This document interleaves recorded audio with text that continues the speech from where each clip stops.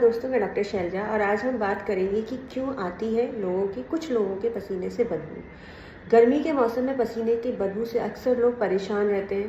कहते हैं कि हमारे पसीने से बहुत बदबू आती है। पेशेंट आते हैं, वो भी कहते हैं कि आखिर हमारे पसीने से इतनी बदबू क्यों आती है।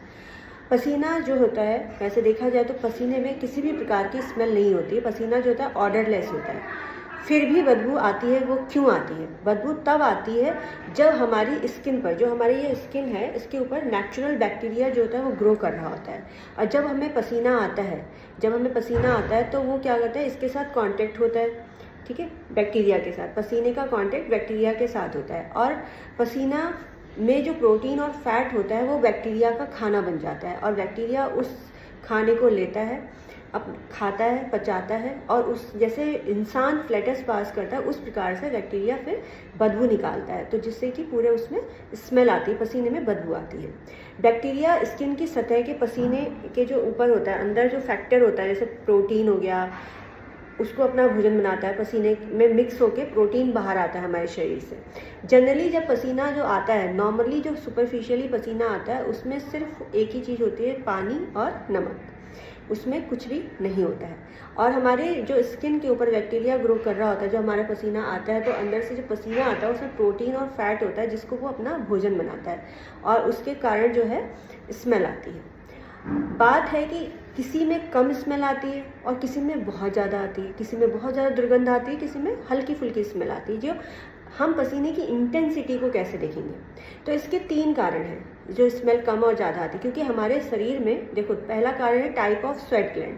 हमारे शरीर में कितने प्रकार की स्वेट ग्लैंड है। दूसरा टाइप है बैक्टीरिया, टाइप ऑफ बैक्टीरिया दो प्रकार के हैं जो कि हमारी स्किन पे पाए जाते हैं। दूसरा आउटसाइड फैक्ट, तीसरा है आउटसाइड फैक्टर, ठीक है। 3 कारण, type of gland, sweat gland, next is type of bacteria and third is outer side जो फैक्टर्स होते हैं वो, ठीक है। अब हम बात करते हैं स्वेट ग्लैंड जो होती है कितने प्रकार की होती है, 2 प्रकार की होती है।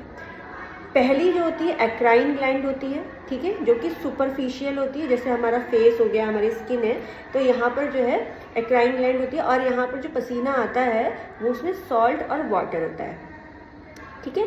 दूसरी होती है एपोक्राइन ग्लैंड। एपोक्राइन ग्लैंड में क्या होता है कि थिक पसीना आता है और एपोक्राइन ग्लैंड की स्टिमुलेशन से जो पसीना निकलता है वो rich of fat and protein होता है, उसमें फैट और प्रोटीन ज़्यादा होता है, ठीक है। अब क्या होता है कि जो एपोक्राइन ग्लैंड होती है वो कहाँ पाई जाती है। देखो, एक्राइन ग्लैंड कहाँ पाई जाती है, हमारे सुपरफिशियल, जैसे फेस पे, ये हाथों पे, यहाँ पे हमारी एक्राइन ग्लैंड होती है। एपोक्राइन ग्लैंड कहाँ पाई जाती हैं, जैसे आर्म पिट हो गया, ग्रॉइन रीजन हो गए, वहाँ पर पाई जाती है, ठीक है। तो इससे क्या होता है कि, और दूसरी बात जो है, एपोक्राइन ग्लैंड जब कब स्टिमुलेट होती है, कब एक्टिव होती है, तो जो एपोक्राइन ग्लैंड होती हैं वो प्यूबर्टी एज में एक्टिवेट होती हैं, जैसे 15 साल की उम्र में, 16 साल की उम्र में, या फिर जब स्ट्रेस होता है तब। स्ट्रेस की वजह से जो है एपोक्राइन ग्लैंड जो है एक्टिवेट होती है। अब क्या होता है कि पसीने, जो हमारी स्किन होती है, जैसे क्या होता है कि भगवान ने कुछ प्रोसेस बनाई है, जैसे हम धूप में अगर निकलते हैं तो हमारी स्किन जल जाएगी, तो उसको बचाने के लिए, जलने से बचाने के लिए क्या करते हैं, पसीने की एक लेयर बन जाती है हमारी सुपरफिशियल स्किन पे। और जब हम धूप में जाते हैं तो वो क्या होता है कि जो सुपरफिशियल स्किन पे क्या एकदम से पसीने की लेयर बन जाती है। वो पसीना जब सूरज की रोशनी या सूरज की किरण से कॉन्टेक्ट में आता है तो वो एवोपरेट हो जाती है, मतलब भाप बन जाती है। और एवोपरेशन में जो एनर्जी यूज़ होती है वो पसीना कहाँ से लेता है, हमारी स्किन से ले लेता है। तो इससे क्या होता है कि स्किन हमारी जलने से बच जाती है, स्किन नहीं जलती है। नहीं तो हम सूरज की रोशनी में अगर ऐसे निकलेंगे तो हम जल जाएंगे, क्योंकि इतनी तेज़ पड़ती है। आजकल देख रहे हैं आप लोग कितनी तेज़ धूप होती है। और जो एपोक्राइन ग्लैंड होती है उसमें थिक पसीना निकलता है, जिसमें प्रोटीन और फैट होता है, उसमें बहुत ज़्यादा रिच फैट और प्रोटीन होता है। तो वो स्किन के सरफेस पर जो कॉमन बैक्टीरिया ग्रो कर रहा होता है, और वो कौन सा बैक्टीरिया होता है, वो होता है स्टेफाइलोकोकस। स्टेफाइलोकोकस बैक्टीरिया जो होता है, कॉमन बैक्टीरिया जो होता है, वो क्या होता है, सेकंड जो बैक्टीरिया होता है कोरोनी बैक्टीरिया होता है हमारा। जो कोरोनी बैक्टीरिया होता है वो कहाँ पे ग्रो कर रहा होता है, जो अंदर से पसीना आ रहा है, जो हमारा एपोक्राइन ग्लैंड है वो जब एक्टिवेट होता है तो वहाँ से जब पसीना आता है तो अंदर की स्किन पे कोरोनी बैक्टीरिया 2 प्रकार के होते हैं, एक तो स्टेफाइलोकोकस बैक्टीरिया और कोरोनी बैक्टीरिया।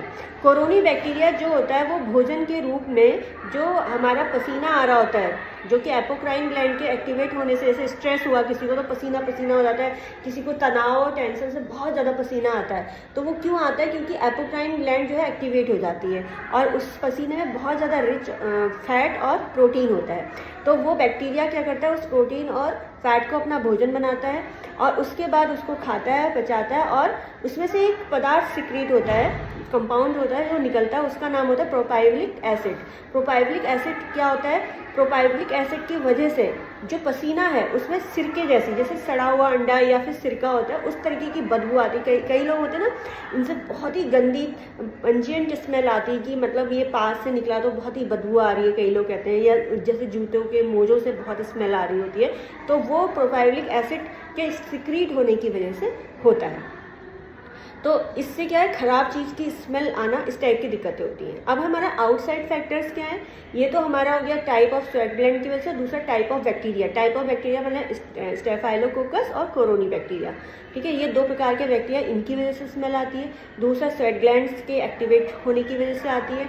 तीसरा हमारे आउटसाइड फैक्टर्स जैसे कोई बहुत ज़्यादा प्याज लहसुन अगर खा रहा है, आपकी डाइट भी इसके लिए रिस्पॉन्सिबल होती है। जैसे कोई बहुत ज़्यादा प्याज लहसुन खाता है तो उसकी वजह से भी, या स्पाइसी फूड्स मसालेदार ज़्यादा खाना खाता है तो उसकी वजह से भी पसीने में स्मेल आने का कारण होता है।